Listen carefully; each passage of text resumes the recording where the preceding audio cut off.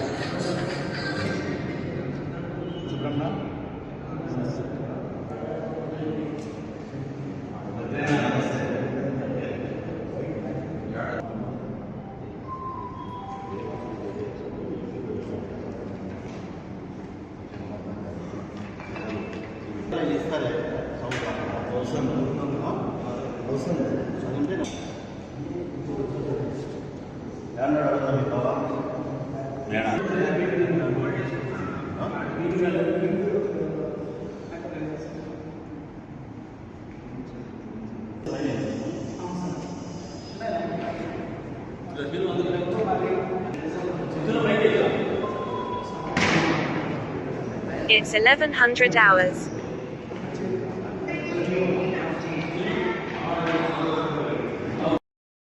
ఈరోజు కార్యక్రమం ఏమనగా ఈరోజు ప్రెస్ మీట్ ఏర్పాటు చేయడానికి ముఖ్య కారణం మన ఆర్యవైశ్య జాతి గురించి అల్పుడైనటువంటి పంచ్ ప్రభాకర్ అనే వ్యక్తి మన ఆర్యవైశ్య జాతిని మన కులాన్ని అవమానిస్తూ తీవ్ర అభ్యంతరకరమైన వ్యాఖ్యలను చేసినాడు. దానికి నిరసనగా ఆ వ్యాఖ్యలను ఖండిస్తూ మన ఆర్యవైశ్య సోదరులు సభ్యులు సంఘ పెద్దలు అందరూ కలిసి ఆ మాటలను ఖండించి అతన్ని నిరసన తెలియవలసిందిగా కోరుచున్నాము. అందరికీ కోరుచున్నాము. జై వాసవి, జై జై వాసవి. భగవంతుని సృష్టిలో చాతుర్వర్ణములు ఏర్పడినాయి. బ్రాహ్మణుడు, వైశ్యుడు, శూద్రుడు, క్షత్రుడు అని చెప్పి ఆనాటి నుండి కూడా చరిత్రలో వైశ్యులకు ఒక ప్రధానమైనటువంటి గౌరవం ఉండేది. ఏ రాజులైనా ఏ సామ్రాట్ చక్రవర్తులైనా కూడా వైశ్యులకు ఎక్కువ ప్రాధాన్యత ఇస్తారు. ఎందుకంటే వీళ్ళు చాలా నిజాయితీగా ఉంటారు, ఇచ్చిన పని పూర్తి చేస్తారు, నమ్మకం అనేది ఏర్పడింది. చరిత్రలో మౌర్య చంద్రగుప్తులు పరిపాలించారు, అంటే గుప్తులనేది వారి కాలాన్ని స్వర్ణయుగం అన్నారు. ఆ రోజు కూడా ప్రజలు చాలా సుఖశాంతి ఉన్నారు. కానీ ప్రస్తుతం ఉన్న పరిస్థితిలో కొన్ని రాజకీయ పార్టీలు వాళ్ళ పబ్బం గడుపుకోవడానికి ఇటువంటి వాళ్ళను ప్రేరేపిస్తున్నారు. కానీ అది రాజకీయ నాయకులు చెడ్డ పేరు. రేపు మనల్ని అన్నోడు రేపు మూను కూడా అంటాడు, వాని వృత్తి అది. ముఖ్యంగా ఆర్యవైశ్య జాతి చేసిన తప్పేమిటి ఇక్కడ?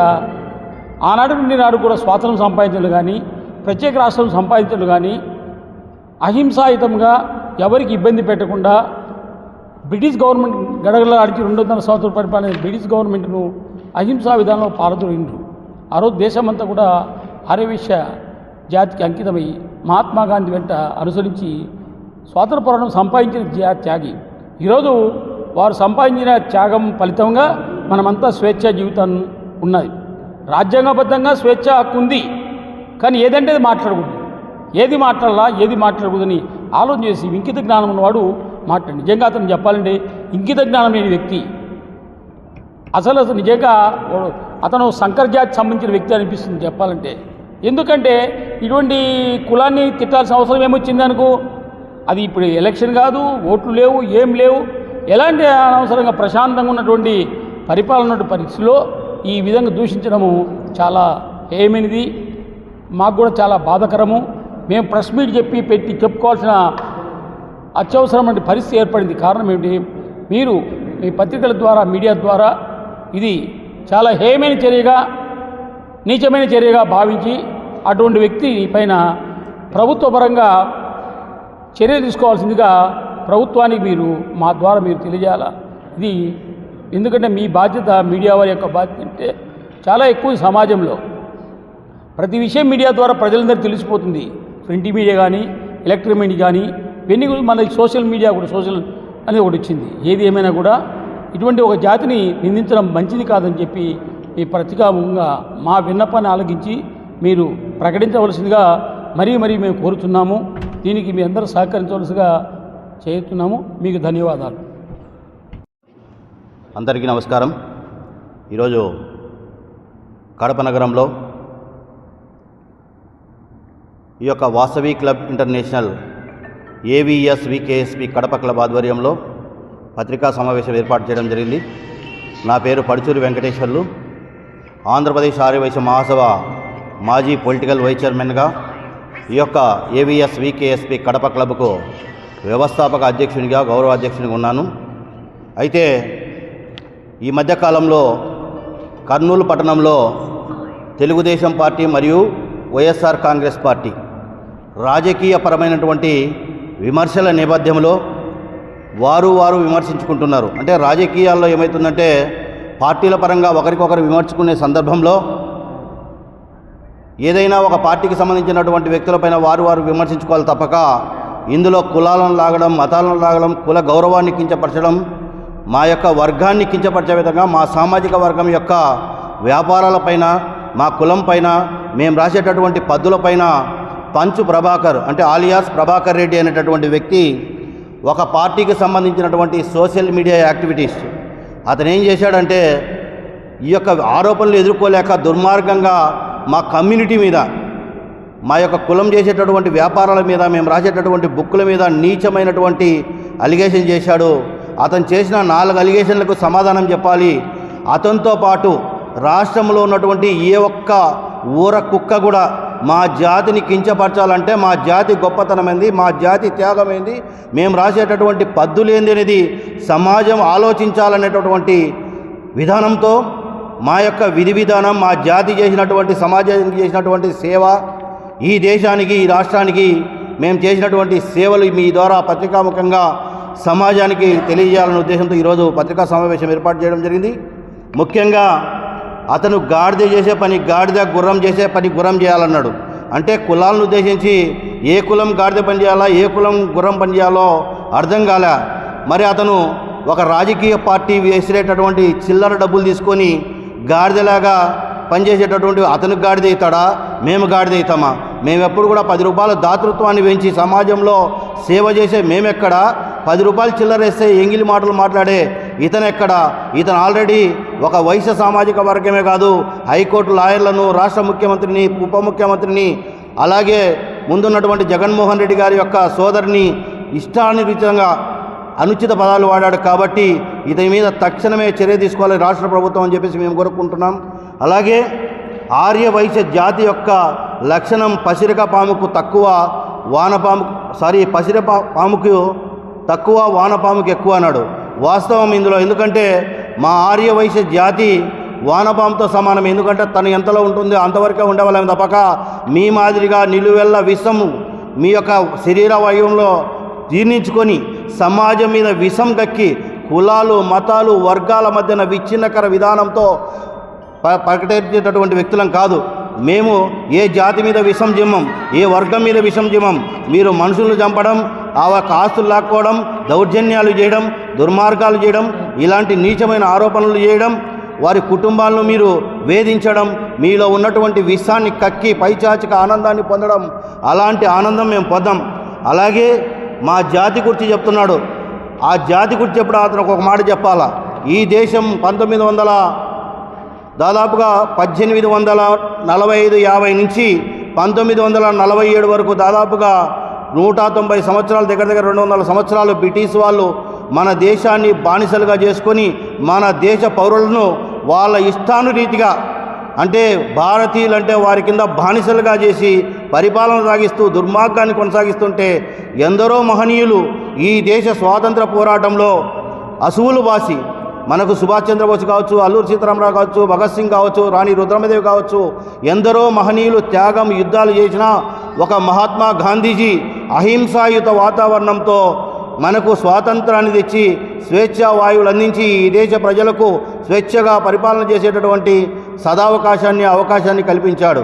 అదే మా జాతి చేసిన తప్పని ఈ యొక్క దుర్మార్గుని, నీచుని మేము అడుగుతున్నాం.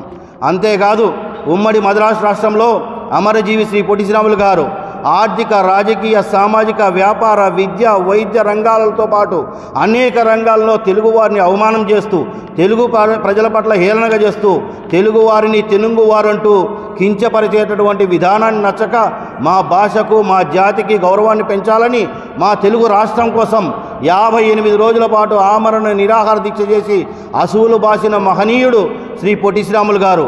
అంతటి మహోన్నతమైనటువంటి కీర్తిని పొందినటువంటి జాతి మాది. అలాగే కొణిజేటి రోశయ్య గారు రాజకీయాల్లో విలువలు పెంచినటువంటి వ్యక్తి. నమ్మిన సిద్ధాంతాలకు, ఏదైతే పార్టీ యొక్క విలువలకు కట్టుబడి దాదాపుగా తను బతికున్నంతకాలం కూడా ఈ యొక్క కాంగ్రెస్ పార్టీలోనే విలువలతో కూడినటువంటి సిద్ధాంతపరమైనటువంటి రాజకీయం చేసినటువంటి ఘనత మా జాతిదని గర్వంగా చెప్తున్నాం. కాబట్టి ఒక జాతి పైన, ఒక కులం మీద మాట్లాడేటప్పుడు నోరు అదుపులో పెట్టుకోవాలని ఇలాంటి కుక్కలకు చెప్తున్నాం. అంతేకాదు ఆ కుక్కలను, ఇలాంటి పేటీఎం కుక్కలను పెంచేటటువంటి రాజకీయ పార్టీలు కూడా ఆలోచన చేయాలి. 2014లో తెలుగుదేశం పార్టీకి 80% ఉన్నటువంటి ఆర్యవైశ్యుల మద్దతు 2019లో దాదాపుగా 70 నుంచి 80% వైఎస్ఆర్ కాంగ్రెస్ పార్టీకి మద్దతు ఇవ్వడం జరిగింది. జగన్మోహన్ రెడ్డి ఒక రాష్ట్ర ముఖ్యమంత్రిగా, యువకుడిగా మంచి పరిపాలన చేస్తాడని ఇచ్చారు. కానీ ఏదైతే జగన్మోహన్ రెడ్డి రోశయ్య గారి విషయంలో ఒక చిన్న తప్పిదానికి వైశ్యులు కూడా ఆవేదన చెందడం జరిగింది. అలాగే ఒంగోలులో సుబ్బారావు గుప్తా మీద, ఒక ఆర్య వైశ్యుడి మీద బాలినేని శ్రీనివాసరెడ్డి చేసినటువంటి దుర్మార్గమైన దాడిని ఎక్కడ వైశ్యుడు ఖండించకుండా తన మనసులో బాధలను, ఆవేదనను ఎల్లగక్కి ఈ యొక్క 2024లో దాదాపుగా 70 నుంచి 80% తెలుగుదేశం పార్టీకి సంపూర్ణమైన మద్దతు ఇవ్వడం జరిగింది. కాబట్టి ఆర్య వైశ్యులు ఏమన్నా నోరు మూసుకొని ఉంటారులే, వారు ఎలాగో మాట్లాడలేరులే, రోడ్ల మీదకి వచ్చి ధర్నాలు చేయలేరు, మా మాదిరిగా కూనీలు చేయలేరు, మడలు చేయలేరు అనేటటువంటి స్వభావం కలిగి ఉంటే మీ గొంతులు కోసి మీ రాజకీయ భవిష్యత్తు సమూలంగా నిర్మూలించగలిగేటటువంటి సత్తా ఈ యొక్క ఆంధ్రప్రదేశ్ రాష్ట్రంలో 18,50,000 మంది ఉన్నటువంటి ఆర్య వైశ్య సమాజానికి బలంగా ఉందని హెచ్చరిస్తున్నాం. మాది అచేతనాతనం కాదు, చేతగాంతనం కాదు. మాకున్నటువంటి విలువలు, విశ్వాసంతోనే మేము సౌమ్యంగానే, మాకున్నటువంటి సానుకూలతలోని మీ అందరికీ రాజకీయ సమాధికర్తం ఇలాంటి ఆరోపణలు చేస్తేనే హెచ్చరిస్తున్నాం. అలాగే కోమటి లెక్కల గురించి చెప్తున్నాడు. ఆర్య వైశ్య జాతి లెక్కల గురించి తెలుసుకోవాలంటే మీ తరాలు సరిపోవు, గుర్తుపెట్టుకోండి. ఈరోజు మన యొక్క లెక్కల గురించి ఆలోచన చేసుకుంటే దేవేంద్రుని యొక్క సభలో యమధర్మరాజు అంటే ఈ యొక్క భూలోకంలో సకల చరాచర జీవరాశులైనటువంటి సకల మానవాళి కూడా వారి యొక్క పాప పుణ్యాలు లెక్కించి వారికి పుణ్యం చేస్తే ఫలితం, పాపం చేస్తే మరణదండన అనేటటువంటి శిక్షను విధించే క్రమంలో ఈ యొక్క యమధర్మరాజు ఈ లెక్కచారాలు ఎవరైతే సక్రమంగా చేస్తారంటే చిత్రగుప్తుడు అనేటటువంటి ఒక ఆర్య వైశ్యుడు మాత్రమే ఈ యొక్క లెక్కచారాలు చేయగలడు. వారు చేస్తేనే ధర్మబద్ధంగా ఉంటుంది, పాప పుణ్యాలు సక్రమంగా లెక్కించగలమనేటటువంటి నమ్మకాన్ని, విశ్వాసాన్ని ఆ యొక్క సభలో చేసి ఆర్య వైశ్యున్నే తన యొక్క లెక్కలు అంటే ఈ యొక్క పాప పుణ్యాలు లెక్కించే విధంగా చిత్రగుప్తుడిని నియమించుకున్న విషయం తెలుసుకోవాలని ఈ యొక్క మూర్ఖుడికి మేము తెలియజేస్తున్నాం. అలాగే ఈ కాలంలో శ్రీ కొణిజేటి రోశయ్య గారు కీర్తిశేషులు కాంగ్రెస్ పార్టీలో తన రాజకీయ చర్మాంకంలో దాదాపుగా 16 పర్యాయములు రాష్ట్ర ఆర్థిక బడ్జెట్ ప్రవేశపెట్టి సక్రమ పరిపాలనలో రాష్ట్రాన్ని ప్రగతి పదంలో గాడి తప్పకుండా అభివృద్ధి పదంలో తీసుకెళ్ళడానికి కృషి చేశాడు.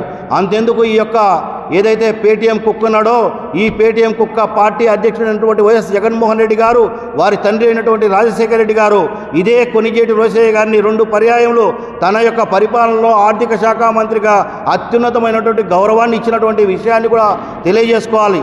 ముఖ్యంగా ఒక రాజకీయ పార్టీగా ఎదుగుతున్నటువంటి జగన్మోహన్ రెడ్డి కావచ్చు, వైఎస్ఆర్ పార్టీలో ఉన్నటువంటి ఆర్య వైశ్యులు కావచ్చు, ఇతర నాయకులు కావచ్చు, ఏదైతే ఈ యొక్క యదవ మాట్లాడినాడో ఈ యదవ మాట్లాడిన మాటలను ఖండించి ఆ యదవ పైన కఠిన చర్యలు తీసుకోవాలా, ఆర్య వైశ్య జాతికి క్షమాపణ చెప్పించాలా. ఎందుకంటే ప్రతి ఆర్య వైశ్యుల్లో ఆవేదనతో కూడుకున్నటువంటి నిండుకున్నది మా ఆవేదన. ఎందుకంటే 1 కాదు 2 కాదు, ఏదైతే కంచాయిలైనటువంటి ఒక నీచుడు కోమట్లు సామాజిక స్మగ్లర్లు అంటే రాష్ట్ర వ్యాప్తంగా, దేశవ్యాప్తంగా ఆర్య వైశ్యుల యొక్క స్పందన ఏ విధంగా ఉందో ఆ విధంగా కూడా రాష్ట్ర ఆర్య వైశ్యులు కూడా చూపిస్తారు. రాష్ట్రంలోనే కాదు, ఇది దేశానికి సంబంధించిన విషయంగా మేము తెలియజేస్తున్నాం.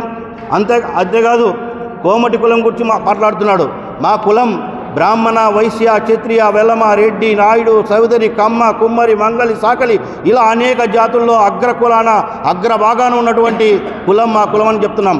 సాక్షాత్తు పరమేశ్వరుడే ఈ యొక్క భూలోకంలో ఏదైతే ఆర్యవైశ్య జాతి ఈ యొక్క గోమఠాలను ఏదైతే ఈరోజు మనం గోశాలను అంటున్నాం, అలాంటి గోశాలు నిర్వహించేటటువంటి ఎలాంటి స్వలాభాపేక్ష లేకుండా స్వార్థం లేకుండా మా యొక్క వైశ్యులు మాత్రమే సక్రమంగా గోశాలలో నిర్వహించగలరని మాకు ఆ పరమేశ్వరు నుండి ఇచ్చినటువంటి వరమే గోశాలలో గోమటి అనేది. అలాంటిది రాను రాను గోమటి పోయి కోమటిగా వచ్చింది. కోమటి పోయి శ్రేష్టమైనటువంటి మనసు కలిగినటువంటి వ్యక్తులుగా శ్రేష్ఠిగా సమాజంలో గౌరవప్రదంగా ఉన్నామని తెలియజేస్తున్నాం. ఎవరైనా సరే, ఏ రాజకీయ పార్టీ అయినా సరే, ఏ సోషల్ మీడియాలో పనిచేసే వ్యక్తి అయినా సరే, ఈ యొక్క వైశ్య జాతి పైన విషం జిమ్మితే అలాంటి వ్యక్తికి ఆర్య వైశ్యులందరూ కూడా చెప్పుతో కొట్టినట్టు సమాధానం ఇవ్వాల్సిన అవసరం ఉంది. ఎందుకంటే సేవ చేస్తున్నాం, మన ధనం మనది, సేవ అందరికీ. దాతృత్వం, సేవాతత్వం ప్రతి నిత్యం ప్రతి ఒక్క కులానికి, ప్రతి వర్గానికి కూడా మనం మంచి చేసే వ్యక్తులమే కానీ ఈ సమాజంలో చెడు చేసే వ్యక్తులం కాదని తెలియజేసుకుంటూ ఈ అవకాశం ఇచ్చినటువంటి వాసవి క్లబ్కు నా హృదయపూర్వక ధన్యవాదాలు, కృతజ్ఞతలు తెలియజేస్తున్నా. జై వాసవి, జై జై వాసవి. జై జై వాసవమ్మ. బెస్తవేముల రామ్ మహేష్, కడప అర్బన్ ఆర్వైస్ సంఘం అధ్యక్షులు. గత వారంలో జరిగిన ప్రభాకర్ అనే వ్యక్తి ఎక్కడో కూర్చొని సోషల్ మీడియాలో రాజకీయపరమైన అంశాలను దృష్టిలో ఉంచుకొని సామాజిక వర్గంలో అత్యున్నత స్థానంలో ఉన్న ఆర్యవైశ్యుల మీద అనుచిత వ్యాఖ్యలు చేయటం అందరికీ చాలా బాధాకరమైన విషయం.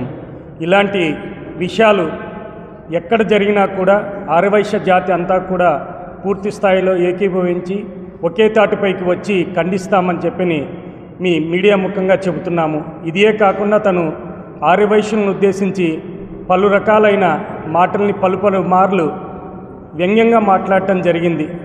ఆర్యవైశ్యులు అనగానే మఠాలను నిర్వహించిన సామాజిక వర్గంలో అత్యున్నత స్థానంలో ఉన్నది గోమటి అని చెప్పనంటే గోవులను పరిపాలించే వాళ్ళు, అంటే గోశాలను నిర్వహించే వాళ్ళు సనాతన కాలంలో ఉన్న గోమట్లే వాడుక భాషలో కోమట్లుగా మారారు. మీకందరికీ తెలిసిన విషయమే. అన్ని సామాజిక వర్గాల్లోకెల్లా ఆర్యవైశ్యులు ఎంతో ఉన్నత స్థానంలో ఉన్నా కూడా అందరినీ కలుపుకొని వెళ్ళి సముచిత న్యాయాన్ని అందరితో పాటు పంచుకొని సమాజంలో ఒకరిగా మచ్చలాలనే ఏకైక జాతి ఏదైనా ఉంది అంటే ఆర్యవైశ్య జాతి. అలాంటి జాతిపైన ఇలాంటి దుర్భాషలు ఆడటం చాలా బాధాకరమైన విషయం.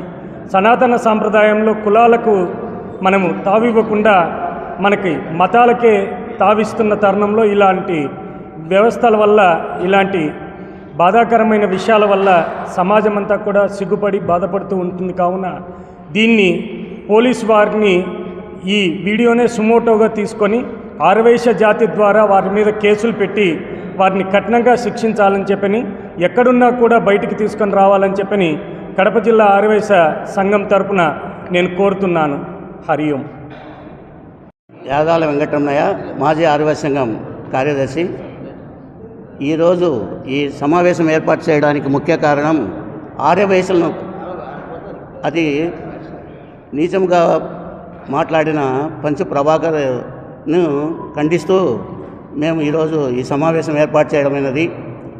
ఆర్యవైశ్యులను అంటున్నాం. ఆర్యవైశ్యులు ఒకప్పుడు పల్లెలలో ఆర్యవైశ్యులు లేకుండా పల్లెలే ఉపయోగంలోకి వచ్చేటి కాదు. వాళ్లకు బ్యాంకులు లేని టైంలో వాళ్లకు రుణాలుగా ఇచ్చి వాళ్ళు సంవత్సరం రోజులు రిటర్న్ ఇచ్చినా కానీ ఏ వడ్డీ ఆశించకుండా వాళ్ళకు సేవ చేసిన వాళ్ళు ఆర్యవైశ్యులు. అది కాకుండా దేశంలో అనేక దేవస్థానాలు ఉన్న అన్ని దేవస్థానాల్లో సేవాభావంతో సత్రాలు నడుపుతున్న వాళ్ళు ఆర్యవైశ్యులు. అటువంటి వారిని ఈ మంచు ప్రభాకర్ అనే అతను నీచంగా మాట్లాడడం మాకు చాలా బాధాకరంగా ఉన్నది. వీరిని ఆర్యవైశ్యులను ముందుగా చంద్రబాబు నాయుడు గారు కానీ, నిన్న తెలంగాణ ముఖ్యమంత్రి రేవంత్ రెడ్డి కానీ ఎంతగానో మెచ్చుకొని ఆర్యవైశ్యులను మెచ్చుకోవడమైనది.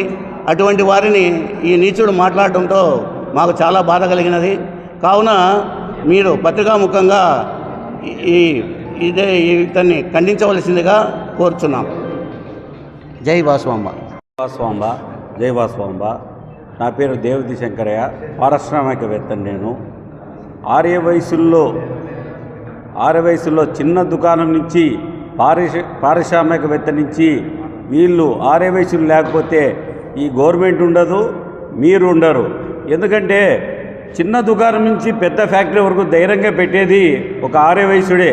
మీరు చరిత్రలో కానీ చూసుకోండి, ఎప్పుడైనా కానీ ఆరవేశుడు గొప్పతనం గురించి ఆలోచన చేయండి ప్రభాకర్ గారు. మీరు మా అంత ధైర్యం కానీ మీకు లేదు అసలు. మేము కానీ రాజకీయాలకు ఎందుకు రావడం లేదంటే మా వ్యాపారాలు మేము చేసుకుంటున్నాం కాబట్టి వ్యాపారాలు చేసుకుంటున్నాం కాబట్టి గవర్నమెంట్గా అధిక ఆదాయము, ట్యాక్సులు, తర్వాత జిఎస్టీలు, ఇన్కమ్ ట్యాక్సులు కట్టేది ఎవరు అనుకుంటున్నారు మీరందరూ? ఒక ఆర్యవైశ్యులే తప్ప మిగతా వాళ్ళు ఏమన్నా కడుతున్నారో మీరు ఆలోచన చేయండి. కొద్దిగా మీరు మాట్లాడేటప్పుడు కింద స్థానం నుంచి పై స్థానం వరకు ఆర్యవైశ్యులు అంటే మిగతా కులాలకు కానీ ఎంత ఘోరమో ఉతురి ఆలోచన చేసుకోవాల్సిందిగా మీ మనసాక్షికి చెప్తున్నాము. గవర్నమెంట్ కానీ ఇటువంటి వ్యక్తులను ప్రోత్సహించకుండా వీళ్ళను కఠినంగా శిక్షించాలి. ఎందుకంటే ఇప్పుడు మా కులాన్ని ద్వేషిస్తారు, నెక్స్ట్ ఇంకొక కులాన్ని ద్వేషిస్తారు. అది పద్ధతి కాదు కదా. ఇది ఇండియా అన్నమాట. ఇండియాలో ఎవరైనా కానీ చేయొచ్చు అనమాట. అట్లా మాట్లాడడం పద్ధతి కాదు కదా ప్రభాకర్ గారు. మీరు ఆ మాటలు వెనక్కి తీసుకోవాల్సిందిగా కోరుతున్నాము. అలాగే మన గవర్నమెంట్ను కానీ అతన్ని తక్షణమే ఆయన్ను శిక్షించాలని కోరుతున్నాం. మా ఆర్యవైశ్య సంఘాలందరూ ఆయన్ను కోరుతున్నారు. జై వాసవంబ, జై వాసవంబ.